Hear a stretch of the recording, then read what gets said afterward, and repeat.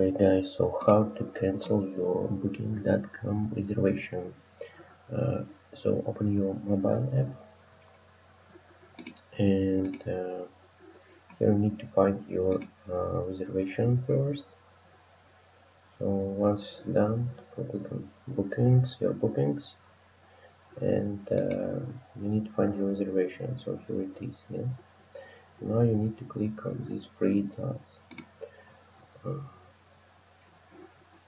Once you click it, you can find option here. So view booking, usage property, change dates, and here in downstairs down you can see cancel booking. So click on it, and here you can see how much cancellation cost. Now it's free. Even if it's not free, you can try to contact hotel room and ask them if you can cancel for free. Sometimes they may allow to do so. Especially, it's easy to cancel for free if you are booking your booking with apartment, not with the hotel.